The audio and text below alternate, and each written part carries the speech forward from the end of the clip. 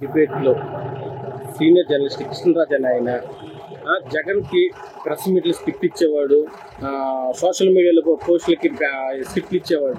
ఈయన అమరావతి రైతుల గురించి అనుచిత వ్యాఖ్యలు చేయడంపై మీరేమంటారు? అసలు జగన్మోహన్ రెడ్డి గారికి, భారతీ రెడ్డి గారికి, సాక్షి మీడియా వాళ్ళకి, సాక్షిలో పనిచేసే వాళ్ళకి ఎవరికి కూడా మన రాష్ట్రం కానీ, మన అమరావతి గురించి కానీ, మన రాష్ట్ర మహిళల గురించి కానీ వాళ్ళకి ఒక మంచి అభిప్రాయమే లేదు. వాళ్ళకి ముందు నుంచి లేదు అది. ఎందుకంటే జగన్మోహన్ రెడ్డి గారు అధికారంలోకి వచ్చిన కాడి నుంచి కూడా ఎలా అమరావతిని డిగ్రేడ్ చేయాలా, ఎలా అమరావతిని ముందు ముక్కలు చేయాలా అని చూశాడు ఆయన. ఫస్ట్ అయితే ఒప్పుకున్నాడు, తను ప్రతిపక్షంలో అప్పుడున్నప్పుడు 2014లో. అలాగే రాష్ట్రం మధ్యలో వచ్చింది కదండి, ఇది రాష్ట్రం మధ్యలో ఉంది, చాలా బాగుంది అమరావతి రాజధాని, మా అందరికీ కూడా చాలా ఇష్టం అని చాలా ఇదిగా చెప్పాడు ఆయన. కానీ ఆయన అధికారంలోకి వచ్చాక మొత్తం ఆయన వెర్షన్ మారిపోయి కంప్లీట్ గా ఎంతసేపు అమరావతిని ఎలా నాశనం చేయాలి, అమరావతిని ఎలా డిగ్రేడ్ చేయాలి, 3 ముక్కలాట ఆడి వైజాగ్ లో క్యాపిటల్ అని చెప్పేసి ఇక్కడ ఓన్లీ అసెంబ్లీ అని చెప్పేసి ఇష్టం వచ్చినట్టుగా మాట్లాడాడు. ఎంతో మంది ఆడవాళ్ళ జీవితాలు నాశనం అయినా పట్టించుకోవాలా. ఈరోజు అమరావతిలో ఉన్న మహిళలందరినీ వేశ్యలుగా చిత్రీకరించే ప్రయత్నం వాళ్ళ మీడియా ద్వారా చేయించారనమాట. జగన్మోహన్ రెడ్డి గారు మీరు ఇల్లు అక్కడే కట్టుకున్నారు, మీ భార్య పిల్లలు ఉన్నారు అంటే వాళ్ళు కూడా అదేనా? ఒకసారి ఆలోచించుకోండి. కృష్ణరాజు గారు మీ భార్య పిల్లలు ఇక్కడే ఉన్నారు, క్యాపిటల్ లోనే ఉన్నారు, వాళ్ళు అదేనా? ఈ రకమైన దుర్మార్గపు ఆలోచన చేయటమే మీకు తప్పు. అసలు ఈ స్క్రిప్ట్ మొత్తం జగన్మోహన్ రెడ్డి గారు ఇచ్చింది అంటే ఈ రకంగా ఒక రకమైన ప్రపంచ దేశాలన్నీ కూడా అమరావతిని ఎంతో ఇదిగా చెప్పుకుంటా ఉంటాయి, వీళ్ళు డిగ్రేడ్ చేస్తున్నారు అమరావతిని. అందుకని అమరావతిని నాశనం చేయాలని ఒక ఉద్దేశంతో, దురుద్దేశంతో ఈ రకంగా మీడియాలో ఇలా చేసి వీళ్ళు ప్రపంచానికి అందరికీ కూడా అమరావతి మీద ఒక సదభిప్రాయం తొలగిపోయేటట్టుగా కంపెనీలని చాలా వస్తున్నాయి, అవన్నీ ఎలా తగ్గించాలన్న ఆలోచన విధానంలో వాళ్ళు ఇలా చేశారు. కృష్ణరాజు బహిరంగంగా క్షమాపణ చెప్పారు, సాక్షి ఛానల్ అలాంటివి చేయలేదు, కావాలని ఇంకా దీన్ని రెచ్చగొడుతున్నారు, అది ఇదని మాట్లాడుతున్నారు. ఎందుకు చేయలేదండి? సాక్షిలో క్లియర్ గా వస్తే అందరూ విన్నారు. అది మొత్తం రాష్ట్రమే కాదు, అందరూ ఇండియా అంతా ఆల్మోస్ట్ వెళ్ళినట్టు వెళ్ళింది.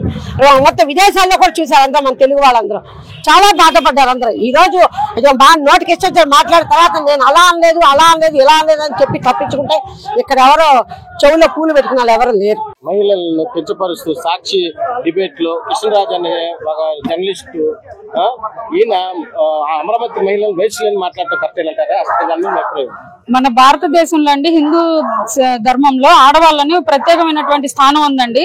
అలాంటి ఆడవాళ్ళని ఈ రోజు వాళ్ళంత డిబేట్ లో అంత రాష్ట్ర ప్రజలు చూస్తుండగా అట్లా మాట్లాడాడంటే ఆయనకి జగన్మోహన్ రెడ్డి గారు ఏ విధంగా ఆయన ఇది చేసి పేటీఎం బ్యాచ్లు రెడీ చేశాడు అనేది మనం ఆలోచించుకోవచ్చు.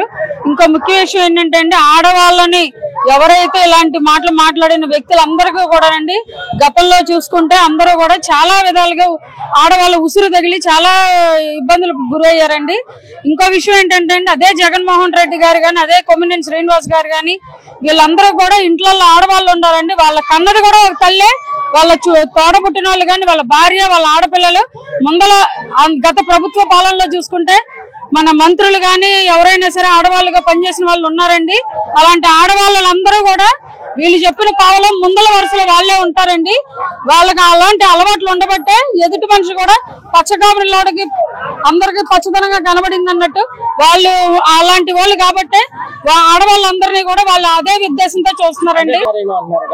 బహిరంగంగా క్షమాపణ చెప్పారు కాదు, కృష్ణరాజు బహిరంగ క్షమాపణ చెప్పిన సాక్షిలో అలాంటి ప్రోత్సహించదు, అదంతా కావాలని కొంచెం మంది ప్రచారం చేస్తున్నారు, అది ఇదని మాట్లాడుతున్నారు. కావాలని ప్రచారం చేయడం కాదు కదండి, అంతమంది చూస్తుండగా ఆయన అట్లాంటి మాటలు మాట్లాడుతుంటే అట్లా కావాలని ప్రచారం చేసుకున్న మూర్ఖత్వంగా వాళ్ళు ఉన్నారని ఇక్కడ జనాలు ఎవరు కళ్ళు తెరుచుకుని నిద్రపోతలేదండి.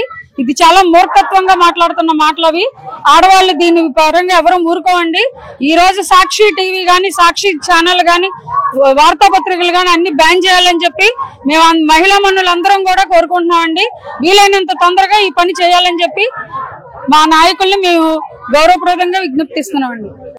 కృష్ణరాజు అనే సీనియర్ జర్నలిస్ట్ సాక్షిలో పనిచేసే ఈయన జగన్ ప్రెస్ మీట్లకు కానీ, ఇటు సాక్షిలో సోషల్ మీడియా కానీ స్క్రిప్ట్లు ఇచ్చి ఈయన బహిరంగంగా అమరావతి మహిళలను బయటలేని మాట్లాడటంపై మీ అభిప్రాయం?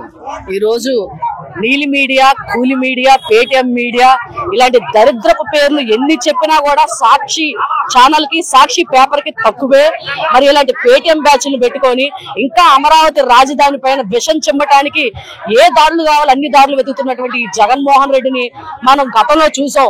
అదే అమరావతిని శ్మశానం అన్నాడు, ఎడార్ అన్నాడు, రాజధాని కాదని చెప్పాడు.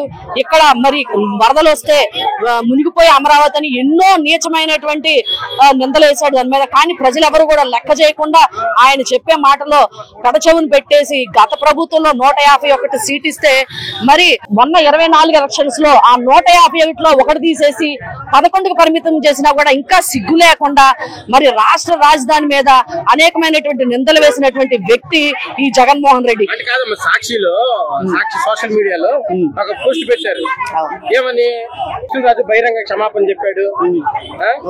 సాక్షి మీడియా ఇలాంటిది ప్రోత్సహించదు, అది దాన్ని పోస్ట్ పెట్టడం మీరేమంటారు? అది పేటిఎం బ్యాచ్ అండి, అది చిల్లర బ్యాచ్. పావలా ఇస్తే ఆ కాసేపే తిడతారు, ఆ కాసేపే క్షమాపణ చెప్పారు. సిగ్గులేని బ్యాచ్. ఏంటంటే మహిళల్ని కించపరిచేసి ఆ తర్వాత నేను అనలేదు, నేను తప్పైపోయింది అని అంటే చెప్పు తీసుకొని కొడతారు ప్రతి ఒక్క మహిళ కూడా. నోరుంది కదా అని ఇష్టం వచ్చినట్టు చిల్లర పడేస్తే మహిళలు అంటే ఎవరు ఊరుకోరు. ఈ రోజు రాజధాని మహిళా రైతులు దాదాపు 29,000 మంది రైతులు 34,000 ఎకరాలు వాళ్ళు పిల్లలకని దాచుకున్నటువంటి భూముల్ని మరి ఆంధ్రప్రదేశ్ రాజధాని కోసం, ఆంధ్రప్రదేశ్ రాష్ట్ర ప్రజల భవిష్యత్తు కోసం వాళ్ళ భూముల్ని త్యాగం చేశారు. ఈ రోజు ఈ వెధవలు ఎప్పటికప్పుడు ఇంకా రాజధాని పైన నిందలు వేస్తూ రాజధానిని అపకీర్తి చేస్తూ అలాంటి పరమ పవిత్రమైనటువంటి రాజధాని బౌద్ధ మత క్షేత్రము, శాతవాహనులు పరిపాలించినటువంటి రాష్ట్రం అది. దేవతలు అన్నారు, ఏముంది అక్కడ జీసస్ ఉన్నాడా, అల్లా ఉన్నాడా, బౌద్ధుడు తిరిగినటువంటి ప్రదేశం అండి. ఎంతో ఆధ్యాత్మికతమైనటువంటి చరిత్ర కలిగినటువంటి కృష్ణరాజ్. అలాంటి వెధవల చరిత్రలు చూసుకోమని చెప్పండి. గౌతమ బౌద్ధుడు అక్కడికి వచ్చి నడయాడినటువంటి క్షేత్రం అది, బౌద్ధ మత పవిత్రమైనటువంటి క్షేత్రం అది.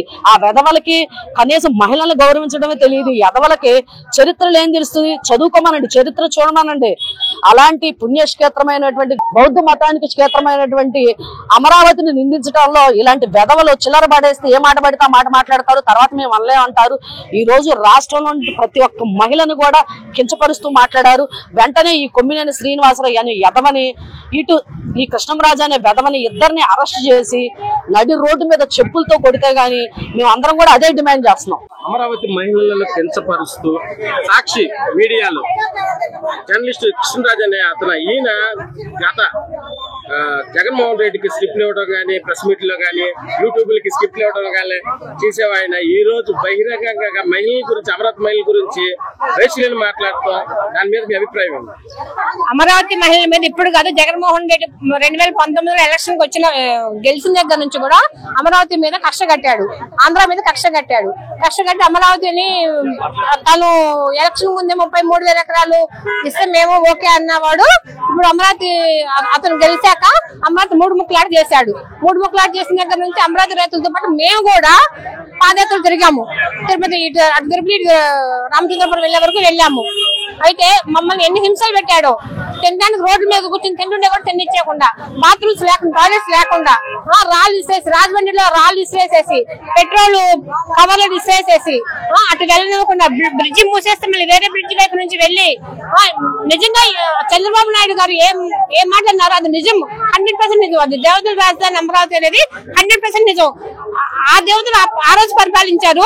ఇప్పుడు ఈ దేవతల వల్ల అమరావతి వచ్చింది. అమరావతి పాదయాత్ర చేసిన దేవతల వల్ల అమరావతి వచ్చింది. ఏ దేవుడు ఉంటాడు? జీసస్ ఉన్నాడా, అల్లా ఉన్నాడా, ఏ హిందూ దేవుడు ఏమన్నారు? దేవతల రాజ్యాలు ఏంటి? అది అన్నాడు. దేవుళ్ళు ముగ్గురు ఒకటే, మాకు మూడు మతాలు ఒకటే, ముగ్గురు దేవుళ్ళు ఒకటే. అల్లా అయినా అదే చెప్తాడు, యేసుక్రీస్తు అయినా అదే చెప్తాడు, రాముడైనా అదే చెప్తాడు. ఏదైనా మనం మంచి చేస్తే అదే దేవుడు. వాళ్ళలాగా మంచి చేయకుండా చెడు చేస్తే కాదు కదా.